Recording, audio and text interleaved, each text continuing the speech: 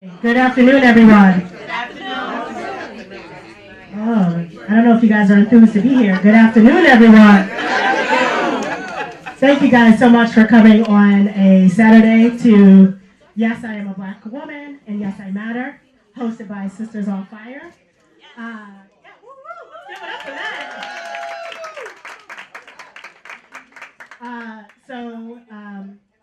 As you may or may not know, Sisters on Fire is a play that will be having a production in the East Village Playhouse in New York City. Opening weekend is Friday, February 22nd. We close March 17th. That is a total of 12 shows. That is amazing for a small production to have 12 shows in New York City. So let's give it up for that. As you think through your calendar and your schedule for Black History and Women History Month, here are the dates. Every Friday and Saturday, the show starts at 7 p.m. Every Sunday, we have a matinee at 3 p.m. You can buy your tickets today at the registration table. We have someone there, and you can just go ahead, click what day you want, however many tickets you would like. If you want to get a group together of 5 folks, ticket prices go down to $40. So individually, they're $47. As a group, 5 or more of you, it is $40 to participate.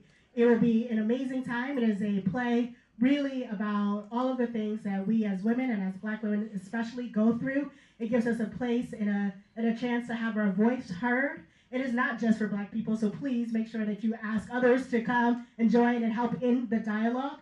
After the play is done, you are more than welcome to stay with a Q&A with the actors and the directors.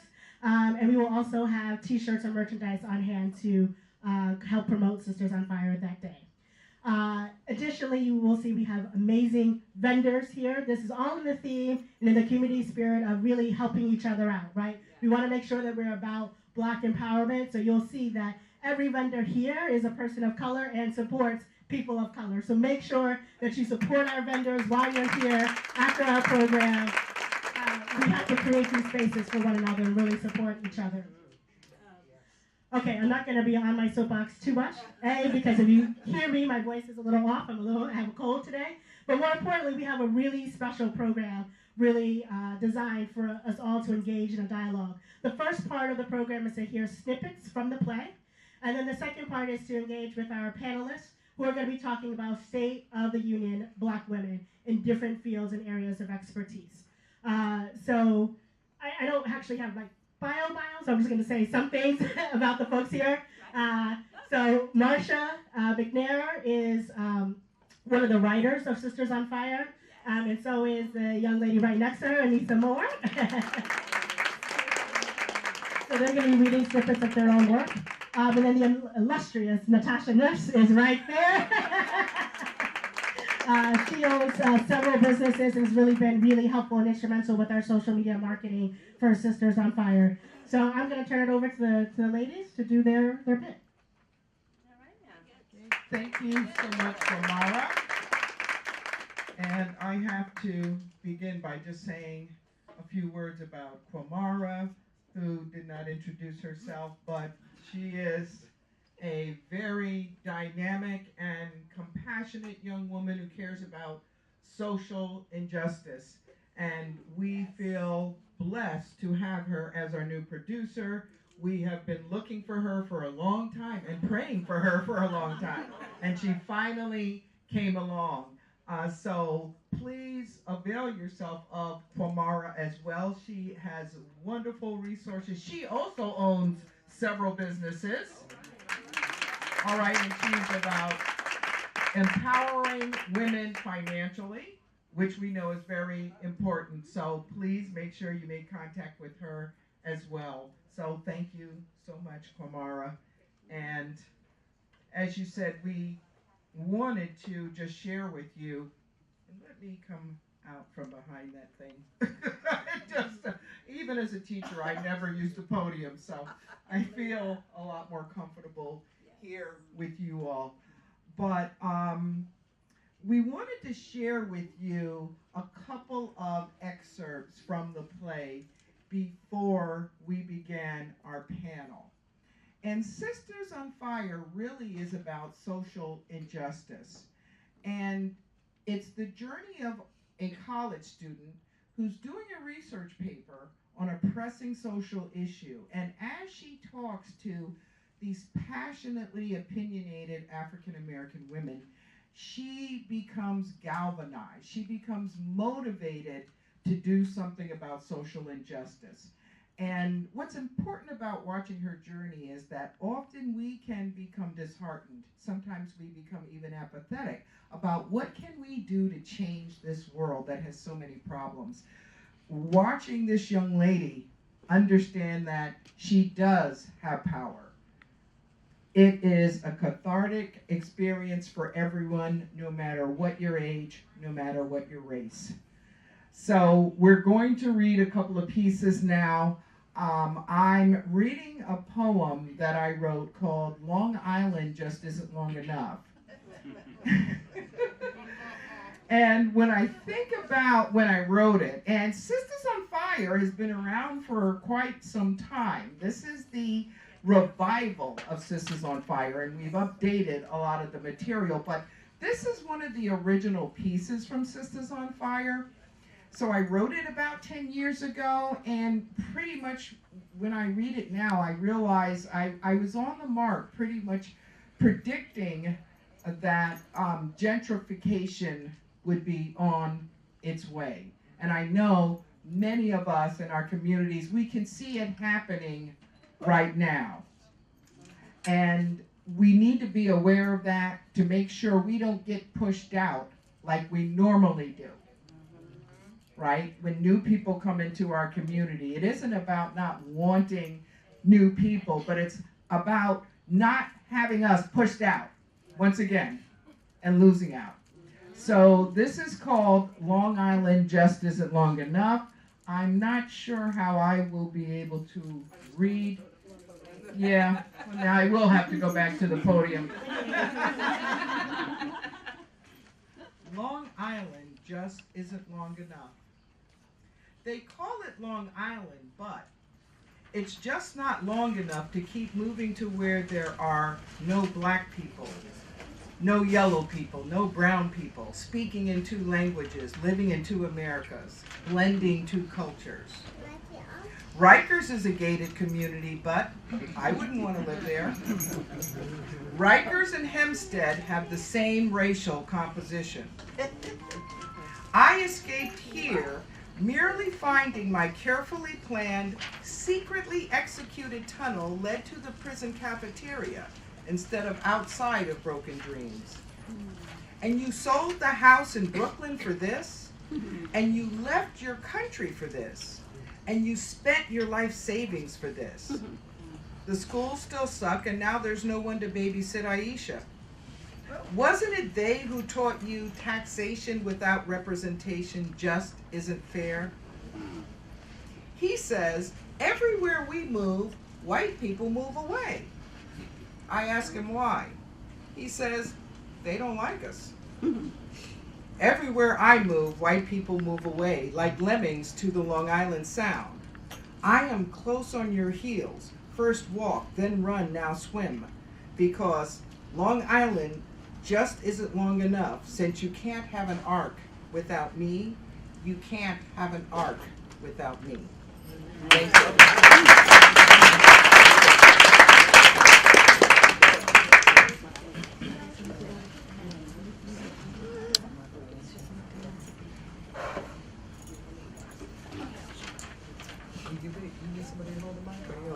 You okay? Good afternoon, everyone. Good afternoon. My name is Anissa Moore, and I'm just so happy to be a co-author of the play, Sistas on Fire. Can we just celebrate my sister once again, Professor Marcia McNair.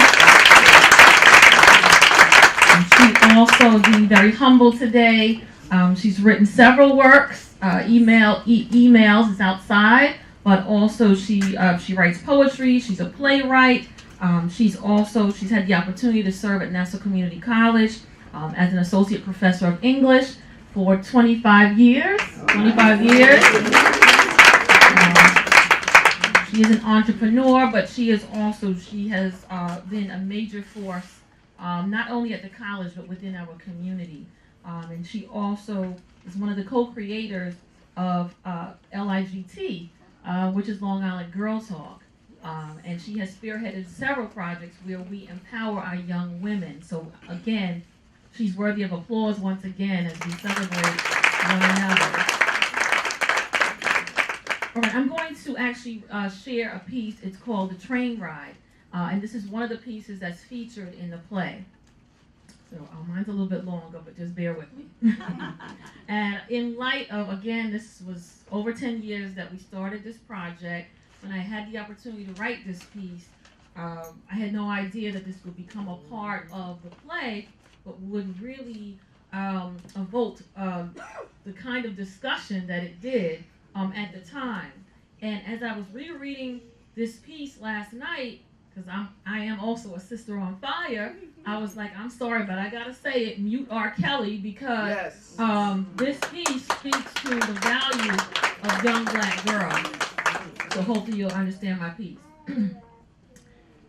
It was supposed to be an ordinary train ride from Philly to Trenton. I estimated a 40-minute ride. I was homesick, determined to get home as soon as possible via the local rail. If this plan worked, I could catch the second half of the Lakers-Blazers game. The train was crowded when it pulled into the 30th Street station that unreasonably warm February evening.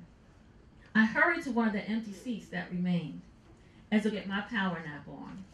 Within several minutes, I was reminded that this was not a business class journey. My long anticipated nap was interrupted by the laughter of 3 teenage girls. I turned around and I saw 3 African American girls seated several seats away. The girls appeared to be no more than 17. All 3 had reddish blonde weaves with red bandanas.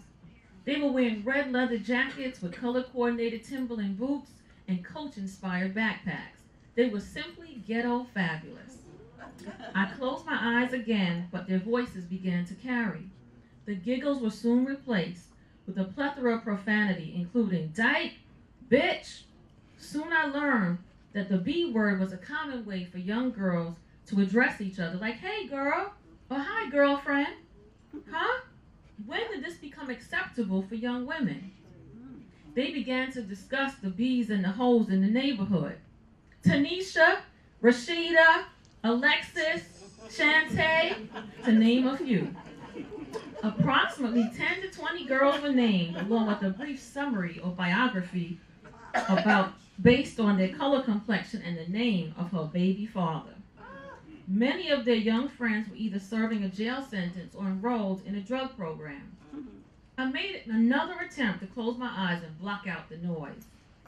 I was not only distracted, I was disturbed. The inappropriate disclosure started to irritate the other passengers too. I watched people of all ethnic backgrounds turn around to look at these women. I knew I was in for a long ride. Death had become an everyday life situation for these 3 young women. They openly boasted about playing with death every weekend. They began to reminisce about several incidents where a gun was pointed at them at point-blank range. They laughed. How exciting to get away! For the next few minutes, they described going to jail, the danger of being attacked, and the young women they knew that were. After hearing their jail stories, I wasn't inclined to approach them. Back in the day, I had walked on many dangerous Brooklyn streets with my friends and classmates. That should count for something. But I was still scared to approach them. I wanted the courage to approach them and say, don't you girls realize the entire train has pronounced death over you? I had watched the majority of the passengers in close proximity sneer, roll their eyes in disdain, and curse under their breath. However, no one was willing to approach them. Just let them die in ignorance and confusion. It was obvious that these girls were in need of guidance. The railroad man called out Trenton, and I felt powerless. I wanted so much to interrupt them and say, what are you girls going to do now? Can't you see that death is all around you? When will you find your inner beauty? When will you learn to demand respect for yourselves? But how could they? How could they resist the life that is cutting, eating away at their very chance to escape the old block? What was the hope for a future? Why was their entire circle of friends, members of their community, dying or incarcerated? They were not able to think critically about life, and they did not possess a plan or a strategy to break the powerful, unending cycle of death surrounding them. What happens when death becomes an acceptable way of life? As the stories continued, one girl asked, "Yo, whatever happened to the crew we used to hang out with on Stuyvesant?" To which the most boisterous one replied, "Don't you know? They all locked up." First, these young women had experienced intellectual death. School was a non-issue. Secondly, they were abusing their bodies with drugs and alcohol, accepting abuse from their baby fathers, and living under intense stress and fear. Daily, they are allowing themselves to be exposed to danger. They're allowing their bodies to be disrespected, used, mistreated, and exploited. Their bodies are in risk of HIV, AIDS, and other sexually transmitted diseases.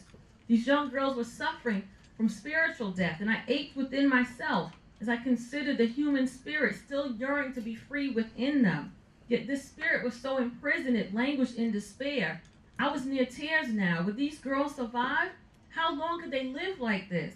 Is this really living? The railroad man called out Trenton. They rushed off the train. I prayed for courage that tomorrow I would have the strength to break silence and speak life to a confused, troubled young woman. I realized that if I don't, I'm just as callous as the others. There is a New Testament account of a young lawyer that approaches Jesus and asks the ageless question, "Who is my neighbor?" Like any good teacher, Jesus tells a story to illustrate his point. 3 men from different walks of life encounter a man who lies helpless and bleeding on a dangerous road. All 3 men see this helpless man, but only one man takes action based on what he sees.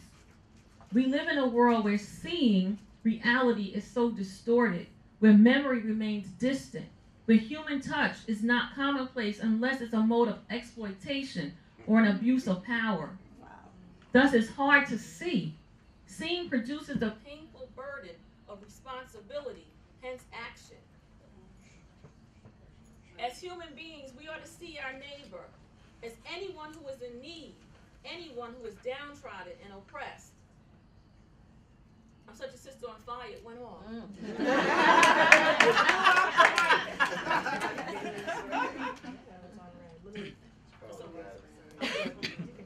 The train ride reminded me of the urgency of the hour. Young African American girls are in need. They are part of the downtrodden, oppressed, and helpless. Their bodies are found in dumpsters, alleys, subways, and inner city streets. One girl on the train reminded her 2 friends that one of their childhood friends was found murdered. The young woman was unrecognizable except for her dental records. Wow. This train ride was supposed to be an ordinary one. Riding the train reminded me that these young women are 3 among many in every inner city. They are the baby mamas, which the media prominently feature on the Jerry Springer show. They are the baby mamas, which rappers degrade. They are young girls whose lives are used for comic routines on black comedy shows featured on BET. However, they bear the name daughter. They bear the name mother to somebody. Yes. Somebody cries out and says, "This is my daughter. This is my mother. This is my granddaughter." And yet, these 3 young girls remain helpless, along with many young girls who remain helpless, bleeding on a dangerous road that ultimately leads to death. But if everyone in this room, if we all open our eyes, we will see them. Thank you.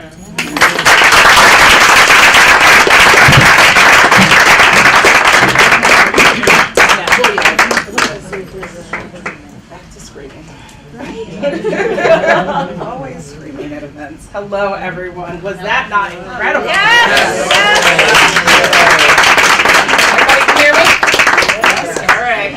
So again, my name is Natasha Nurse. I'm the proud and esteemed daughter-in-law of Marcia McNair. She is a woman who helped me realize my own creative sister on fire inside, and I try to shine and keep up with her. So she was gracious enough to invite me to include my poem called Black Beauty in this, and I had it published when I was 19 years old, and it was quite an honor. So I'll share it with you. But Guys, this is a snippet. If you want to see and get the full impact, you got to get your tickets because the show is incredible. So, shameless plug. Sistas on fire. All right. Black beauty, so undefined and misunderstood, associated with the unknown lost culture of African tales, depicted as crackheads and whores. Who is to know what black beauty truly is? What makes me? Stereotyped to have a big butt, ebony skin, and bad weave. But I will tell you what makes me a true beauty. I could care less what the fool next to you said. I will tell what black beauty is. It is the stride of a tall chocolate woman, light or dark. It is the smile of a small child with dark, shiny black hair, and a bright smile that could make you begin to tear. It is the voice of Whitney Houston when she hits that infamous pitch, and I will not sing it. I will always love you. See the play if you want to hear that song. It is the curviest shape of Beyonce Knowles and the profound talents of gracious Halle Berry, or the humor found in Whoopi Goldberg. I will tell you, black beauty is no thing of the past.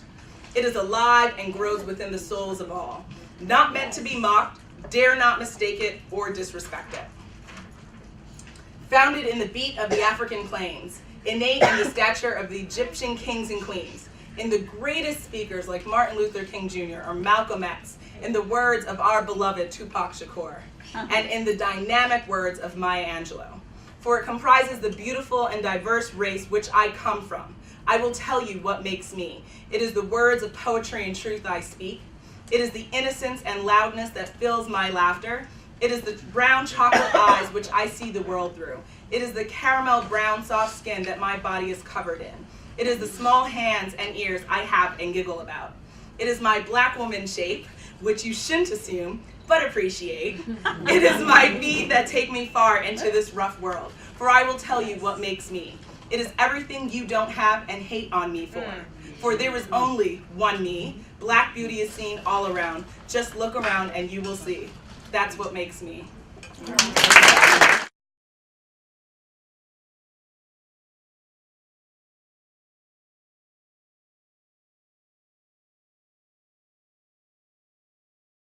You just say that based on what you've heard so far, you're hearing that all the women here were on a journey, and they're still on that journey. And that means that the journey, sometimes we make a right turn, sometimes we make a left turn, sometimes we make a U-turn, but we have to stay on that journey so that we can fulfill our purpose. And like all of the other panelists here, I started obviously at Hunter College trying to figure out what to do. I loved writing. I've always engaged in writing from the time I was 6 or 7. I would write little storybooks and torture my parents with all these different books, and my brothers that they'd have to read them. And it was something that I really loved doing. I was always involved with the arts. My family exposed me to the arts from the time that I was very young. So again, The Last Poets and reading the works of Nikki Giovanni and Gwendolyn Brooks and Langston Hughes, all of those things really inspired me to write. However, when I graduated from Hunter, I moved into the graduate program because I still wasn't really sure what I wanted to do. I moved into advertising, and I worked in the field of advertising for about 4 years.